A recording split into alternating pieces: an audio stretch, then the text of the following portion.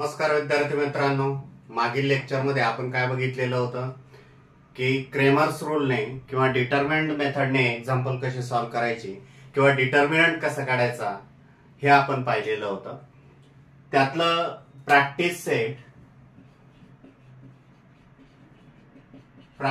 Set 1.3 आपण second example काय होतं त्यातलं second example solve the following simultaneous equation by Cramer's rule. आणि क्रेमर्स रूलने हे सायमल्टेनियस इक्वेशन सॉल्व्ह करायचे होते.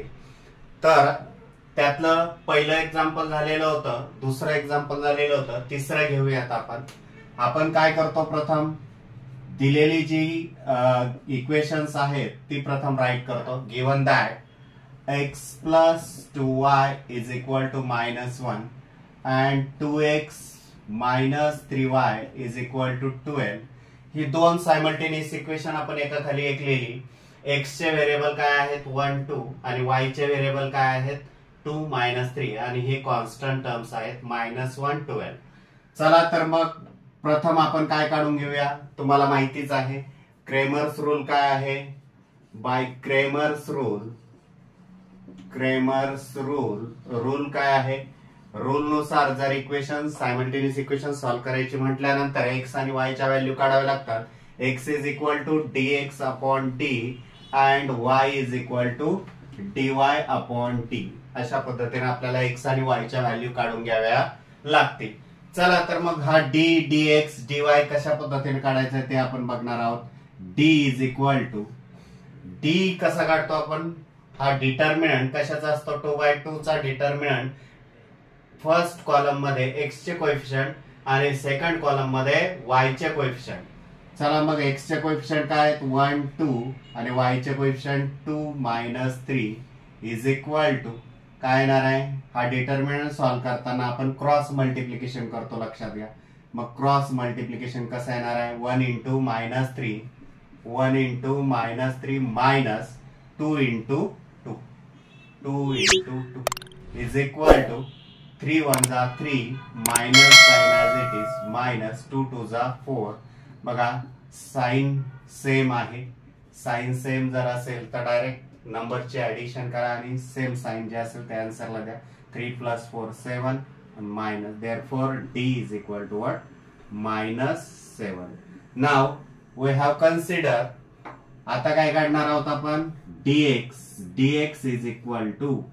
मग हा dx कसा लिहायचा आपण बघा. d कसं काढला x चे कोएफिशिएंट इक्वेशनचे ह्या पहिल्या रो मध्ये x चे कोएफिशिएंट, दुसऱ्या रो मध्ये y चे कोएफिशिएंट. मग आपल्याला dx काढताना x च्या कोएफिशिएंट ऐवजी आपल्याला कॉन्स्टंट टर्म लिहायचे आहेत. x चे कोएफिशिएंट येत आहेत ना, त्यांच्या ऐवजी आपल्याला कॉन्स्टंट टर्म लिहायचे आहेत. dx लिहित असताना dx ची डिटर्मिनंट काढत असताना आपल्याला काय करायचं आहे. dx म्हटलंय ना, x च्या कोएफिशिएंट ऐवजी आपल्याला काय घ्यायचंय कॉन्स्टंट टर्म -1 12 आणि y चे coefficient as it is 2 -3. Coefficient हे चिन्हासहित घ्यायचे. हे मी तुम्हाला याआधी सांगितलेलं आहे, पुन्हाही सांगतोय, कारण चिन्हासहित जर घेतले नाही तर तुमच्या ज्या मूलभूत क्रिया आहेत भागाकार गुणाकार बेरीज वजाबाकी ह्या चुकणार आहे. चला तर हा डिटर्मिनंट सॉल्व्ह करूया. क्रॉस मल्टिप्लिकेशन -1 इंटू -2 इंटू 12 हा 12 आहे, लक्षात घ्या. इज इक्वल टू काय येणार आहे मग 3 1 जा 3 मायनस मायनस प्लस अँड -12 2 जा is equal to -21. Therefore dx is equal to what -21. dx ची व्हॅल्यू आली. आता आपल्याला काय करायचं आहे, आपल्याला dy ची व्हॅल्यू काढायची आहे. dy इज इक्वल टू कसं काढणार आता बघा, लक्षात घ्या. तुमचा जो डिटर्मिनंट आहे dy म्हटलंय ना, मग आपण d कसा घेत होतो x चे कोएफिशिएंट पहिल्या कॉलम मध्ये, दुसऱ्या कॉलम मध्ये y चे कोएफिशिएंट. मग dy म्हटलंय ना, आता मग y च्या कोएफिशिएंट ऐवजी आपल्याला फक्त काय घ्यायचंय कॉन्स्टंट टर्म घ्यायचंय. x चे कोएफिशिएंट ऍज इट इज 1 12 आणि इकडे काय -1 12 सॉरी x चे कोएफिशिएंट काय आहेत 1 2 आणि y चे कोएफिशिएंट -1 12 इज इक्वल टू यांचा हा डिटर्मिनंट जर सॉल्व्ह केला तर काय येणार आहे 1 into 12 minus minus 1 into 2 is equal to 12 ones are 12 minus minus plus 2 ones are 2 is equal to 14. Therefore, dy is equal to what? 14. By using Cramer's rule, x is equal to dx upon d and y is equal to dy upon d. Put this value in these equations. Therefore, x is equal to dx is equal to what? Minus 21 divides minus 7 and y is equal to 14 divides minus 7. Therefore, x is equal to minus minus plus 7 1 is 7, 7 3 is 21. This is value of x and y is equal to minus 2. 7 1 is 7, 7 2 is 14. Therefore, here solution is xy is equal to 3 minus 2. That's fourth example बघूया. Fourth example काय आहे? Given that बघा ही equation जी आहेत ती right करायची आहे. 6x minus 4y is equal to minus 12 and 8x minus 3y is equal to minus 2. आपण given examples लिहिलेले आहेत जनरल फॉर्म मध्ये. लिहिल्यानंतर आपल्याला काय करायचं आहे डी ची व्हॅल्यू काढायची आहे कारण आपल्याला ही सायमल्टेनियस इक्वेशन क्रॅमर्स रूलने सोडवायची आहे, क्रेमर्स रूलने सोडवायचे आहेत. तर काय करावं लागेल तुम्हाला डी ची व्हॅल्यू काढावी लागेल. D is equal to what x चे कोएफिशियंट 6 8 आणि नेक्स्ट कॉलम मध्ये वाय चे कोएफिशियंट -4 -3. आता काय करणार आहात आपण हा डिटर्मिनंट सॉल्व्ह करून घेणार आहात. क्रॉस मल्टिप्लिकेशन 6 इंटू -3 -4 इंटू 8 लक्षात घ्या इज इक्वल टू जर सॉल्व्ह सिम्प्लिफाय जर केला 6 3 जा 18 हे minus sign as it is minus minus plus 8 4 जा 32 इज इक्वल टू सबट्रॅक्शन जर केली तर काय येणार आहे 32 मधून 18 गेले 14. Therefore d is equal to what? d ची व्हॅल्यू किती आलेली आहे 14 आलेली आहे. आता त्यानंतर आपण dx काढून घेणार आहोत. तर dx कसा घ्यायचा आहे बघा मी सांगितलंय तुम्हाला. प्रथम d साठी आपण काय घेतो x चे कोएफिशियंट पहिल्या कॉलम मध्ये, दुसऱ्या कॉलम मध्ये y चे कोएफिशियंट. ज्यावेळेस dx असेल ना फक्त या d मध्ये काय करायचं आहे x च्या कोएफिशियंट ऐवजी कॉन्स्टंट टर्म्स घ्यायच्या आहेत. -12 -2 आणि नंतरच्या कॉलम मध्ये y चे कोएफिशियंट ऍज इट इज -4 -3. चला तर हा डिटरमिनंट आपण सॉल्व्ह करूया. Cross multiplication -12 into -3 -4 into -2 is equal to minus minus plus 12 3 जा 36 minus minus plus plus into minus minus आणि 4 2 जा 8 इज इक्वल टू 8 जर मायनस झाले तर 28 राहतील. Therefore x dx is equal to what 28. Now we have consider the value of dy is equal to dy कसा काढणार आता बघा dy d साठी आपण काय घेतो तो पहिल्या कॉलम मध्ये x चे कोएफिशियंट, दुसऱ्या कॉलम मध्ये y चे कोएफिशियंट. मग आता dy म्हटलंय ना म्हणून y च्या कोएफिशियंट ऐवजी आपल्याला काय घ्यायचं आहे कॉन्स्टंट टर्म घ्यायच्या आहेत. x च्या कोएफिशियंट ऍज इट इज 6 8 आणि इथे काय constant term -12 -2 is equal to cross multiplication करा. हा डिटरमिनंट सॉल्व्ह करताना 6 into -2 -12 into 8 is equal to 6 2 are 12 minus sign as it is minus minus plus 12 8 are 96 is equal to 84. Subtraction जर केली तर dy is equal to किती येणार आहे 84 येणार आहे. मग आता d dx dy च्या व्हॅल्यू आलेल्या आहेत. आता आपल्याला क्रॅमर्स रूलचा वापर करायचा. बाय यूज क्रॅमर्स रूल काय आहे x is equal to dx upon d and y is equal to dy upon d. Therefore, put this value x is equal to dx 28 upon 14 and y is equal to 84 upon 14. therefore convert the reduce form 14 1 are 14, 14 2 are 28, and y is equal to 14 6 are 84. Therefore solution is xy is equal to 2 6. Fifth example, 4m plus 6n is equal to 54 and 3n plus 2n is equal to 28. Solve the following simultaneous equation by Cramer's rule. First write given equations जे आहेत ती write करून घेऊया. 4m plus 6n is equal to 54 and 3m plus 2n is equal to 28. प्रथम आपण काय केले, ही दोन सायमल्टेनियस इक्वेशन जे आहेत ती स्टँडर्ड फॉर्म मध्ये म्हणजे जनरल फॉर्म मध्ये राईट करून घेतली. मग आपल्याला आता क्रेमर्स रूलने सोडवायचं म्हटल्यानंतर dx dy च्या व्हॅल्यू काढावं लागतील. मग d is equal to what, coefficient of m 4 3 आणि नंतर coefficient of n 6 2 is equal to cross multiplication 4 into 2 minus 6 into 3 is equal to 4 2s are 8 minus 6 3s are 18 is equal to minus 10. Therefore d is equal to what, minus 10. त्यानंतर आपल्याला आता dx च्या value काढायच्या आहेत.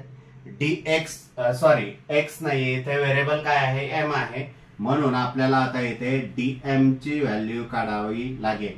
आता चुकून माझ्याकडून x म्हटलं गेलं होतं, लक्षात घ्या. तुम्ही इथे dx न लिहिता dm न लिहिता dx जर लिहिलं तरी तुमचं आन्सर चुकीचं दिलं जाणार आहे, लक्षात घ्या.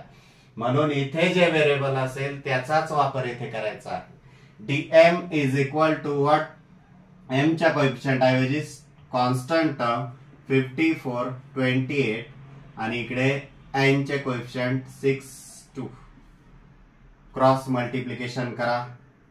क्रॉस मल्टिप्लिकेशन केल्यावर काय येणार आहे, 54 into 2 minus 6 into 28 is equal to, मग काय येईल, 54 into 2 4 2s are 8 5 2s are 10 minus 6 8s are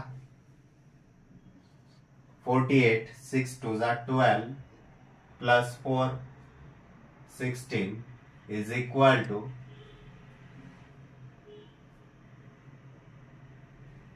subtraction करा. मग 8 8 0 8 minus 8 0 6 as it is 1 0 0 and minus sign, मोठ्या संख्येचं साइन दिलं. ही आली आपली dm ची व्हॅल्यू. कशाची आली, dm ची व्हॅल्यू आली. सबट्रॅक्शन केली, इथे बघा डिफरंट साइन आहे.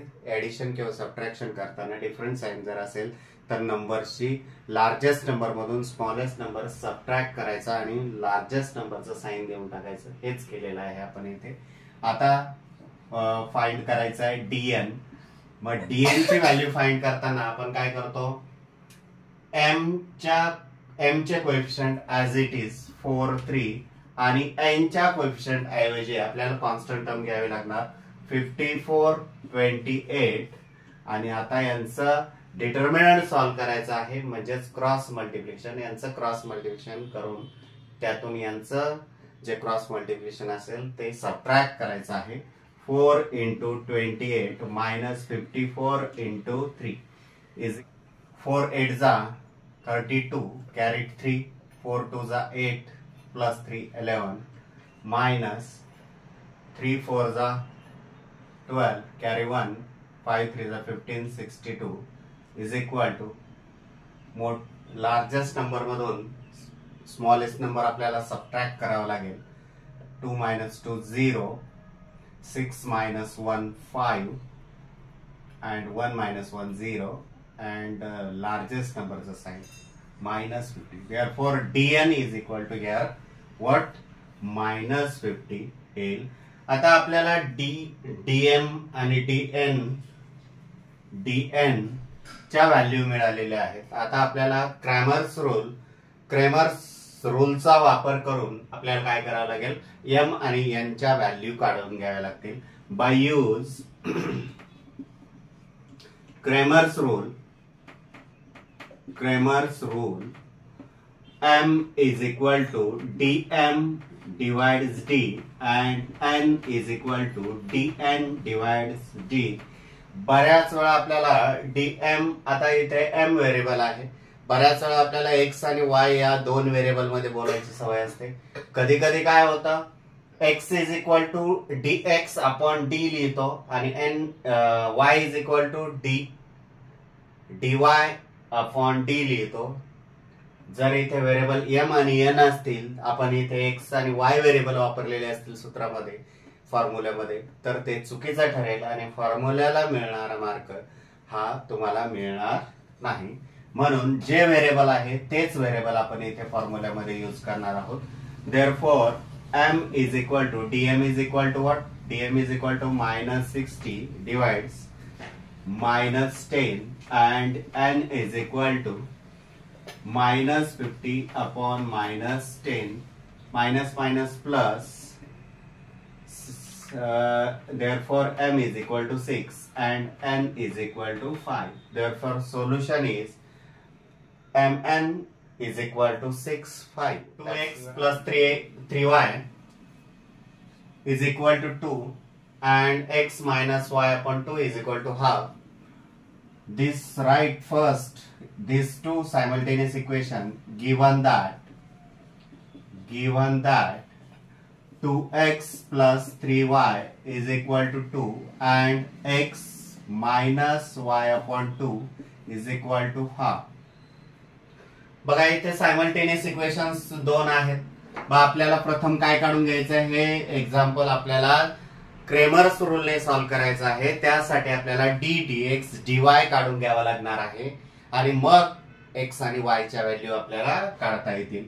प्रथम d is equal to what, x चे कोएफिशिएंट फर्स्ट कॉलम मध्ये x चे कोएफिशिएंट म्हणजे 2 आणि 1 आणि y चे कोएफिशिएंट हे सेकंड कॉलम मध्ये 3 आणि इकडे काय येईल, y चा coefficient 1/2.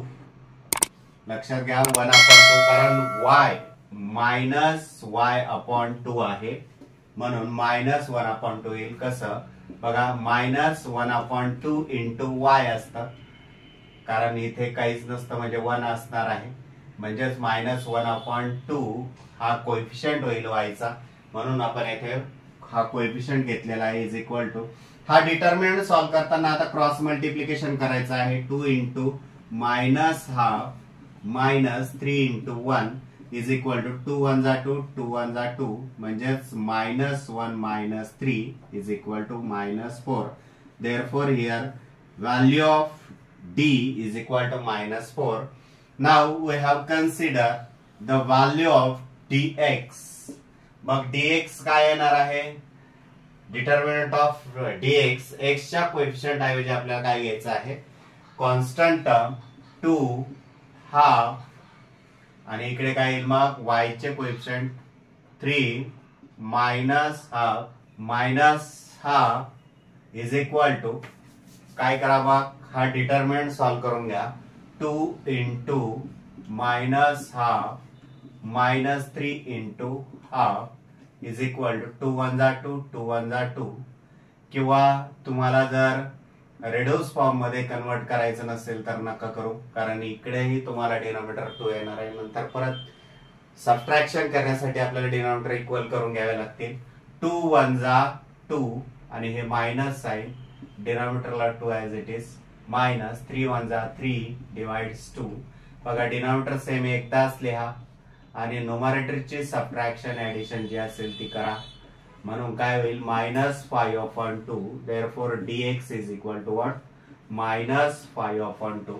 Now we have considered dy is equal to what, dy म्हटलंय, मग d x चे जे कोएफिशिएंट आहेत प्रथम पहिल्या कॉलम मध्ये ऍज इट इज आणि y च्या कोएफिशिएंट ऐवजी आपल्याला काय घ्यावं लागतील, कॉन्स्टंट घ्यावं लागतील.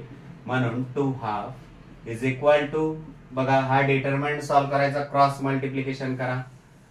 2 into half minus 2 into 1 is equal to काय 2 1 जा 2 2 1 जा 2 1 minus 2 is equal to minus 1. Therefore dy is equal to minus 1. By Cramer's rule काय आहे आता x is equal to dx upon d and y is equal to dy upon d. या value आता आपल्याला put करावं लागतील. Therefore x is equal to dx is equal to what? dx is equal to minus 5 upon 2 divides d is equal to minus 4 is and y is equal to dy is equal to minus 1 upon minus 4. Therefore x is equal to आता काय करावं लागेल बघा. Fraction जर असेल तर numerator डिनॉमिनेटरला आता -4 ला डिनॉमिनेटर नाही म्हणजे 1 असणार. हे आपल्याला न्यूमरेटरला मल्टिप्लाय न्यायचं आहे त्याच्या रेसिप्रोकलने मल्टिप्लाय करा. -5 upon 2 into 1 upon -4 and y is equal to 1 upon 4 येईल. Therefore x is equal to -5 1 जा -5 डिवाइड्स किंवा मायनस मायनस प्लस होऊन जातील. 5 1 जा 5 4 2 जा 8 and y is equal to 1 upon 4. Therefore here solution is 5 upon 8 1 upon 4. That's your answer.